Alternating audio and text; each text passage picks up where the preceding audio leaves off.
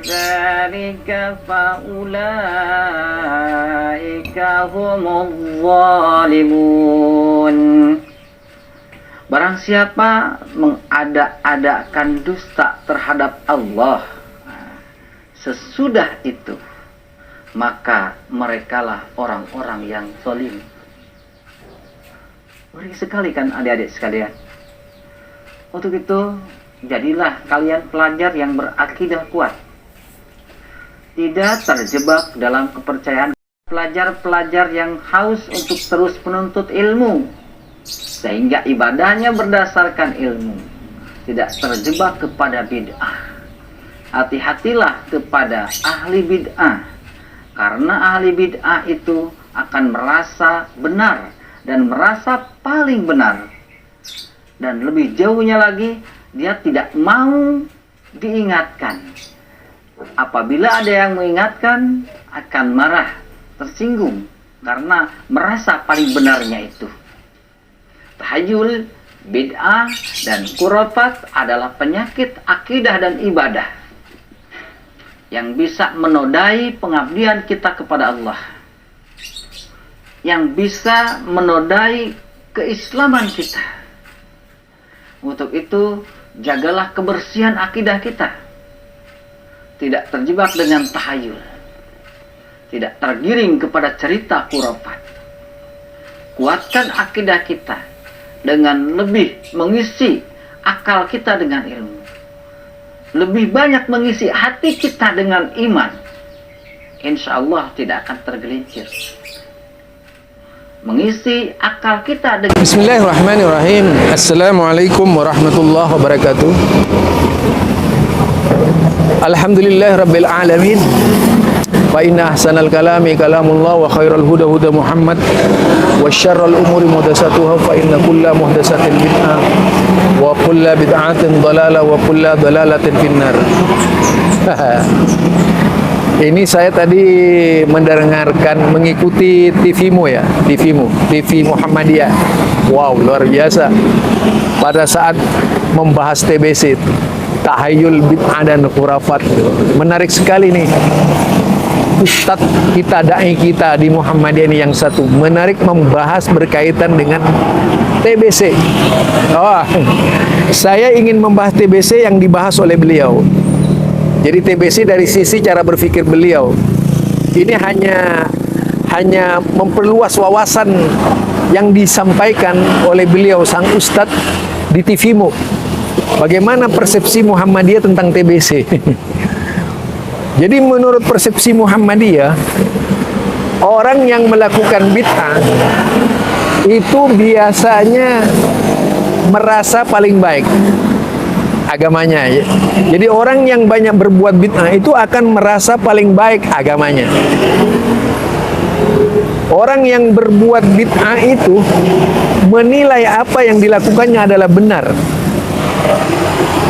Dan orang yang melakukan bid'ah itu, menurut sang ustadz atau da'i kita Muhammadiyah ini, mereka biasanya tidak terima kalau ada yang mengkritisinya. Maka dengan berbagai macam cara melakukan bantahan-bantahan, walaupun mengikuti hawa nafsu. Tidak ada yang dilakukan oleh mereka, melainkan berusaha mengkiaskan dengan berbagai macam cara. Pembenarannya itu, ahlul bid'ah ini, misalnya tahlilan, akan melakukan berbagai macam cara untuk membenarkan tahlilan, bahwa tahlilan itu adalah halal, bahwa tahlilan itu adalah syariat, bahwa tahlilan itu perintah Allah, bahwa tahlil dengan berbagai macam cara akan dilakukan. Meskipun tidak ada contohnya di zaman Nabi, maka seorang ahlul bid'ah dia akan mencari berbagai macam cara untuk membenarkan apa yang dilakukannya itu bagian dari syariat. Ini menurut Ustadz Muhammadiyah ya.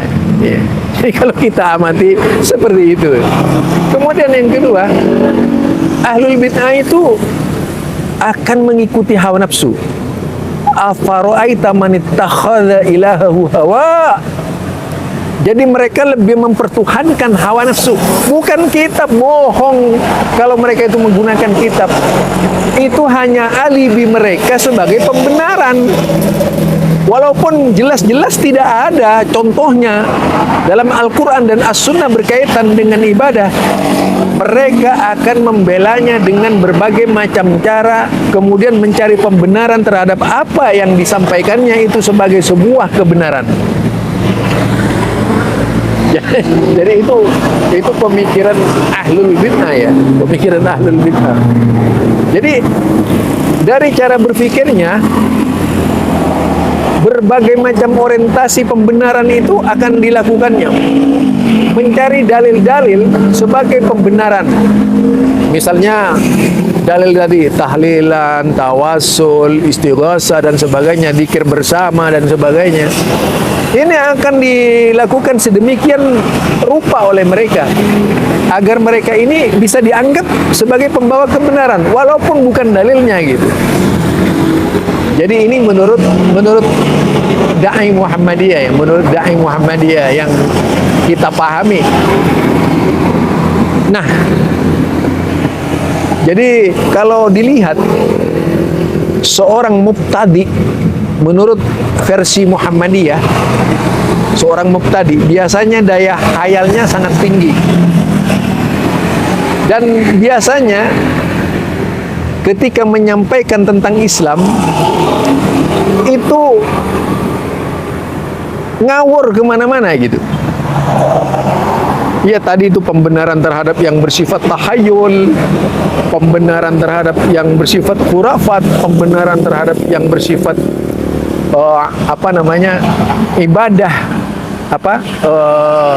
bid'ah. Jadi itu akan dilakukan terus menerus.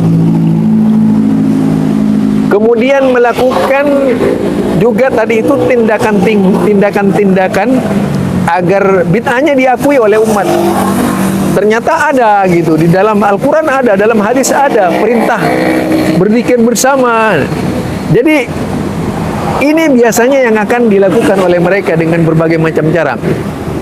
Bahkan kalau perlu mencari usul fikih yang bisa membenarkan langkah-langkah mereka itu. Dicarikanlah usul, dicarikanlah artinya ucapan-ucapan yang bisa menjadi dasar pemikiran mereka. Demikian juga dicarikan kias-kias yang bisa masuk akal gitu.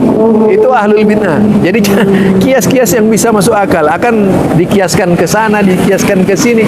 Akhirnya apa yang dilakukan oleh mereka itu dianggap sebagai sebuah kebenaran. Baik, ini ya. Jadi luar biasa ahlul bid'ah itu di dalam memahamkan agama kepada kita. Nanti kita bisa melihat ya dalam sebagaimana yang saya tayangkan di awalnya itu, memang trek-trek ahlul bid'ah itu menurut sang ustadz ini itu tidak bisa damai kalau ada yang menyerangnya. Bahkan kemudian bertindak gila-gilaan dia itu, membenarkan, wah kalau tidak melalui ormas saya itu tidak akan masuk surga itu. Akhirnya jualan jamu mereka itu, jualan jamu. Ormasnya dijadikan dalil gitu. Karena terkadang itu kata mayoritas ulama, kadang-kadang kalau sudah berbicara mayoritas ulama ini seolah-olah ulama ormas itu. Ini akan senantiasa dijadikan pijakan oleh mereka, sehingga apa yang dilakukan oleh mereka itu sebagai sebuah kebenaran. Kalau sudah dianggap sebagai bagian dari kebenaran, tentu saja hal yang demikian bukan makin menambah kebaikan, justru menjauhkan kita dari kualitas kebenaran itu sendiri.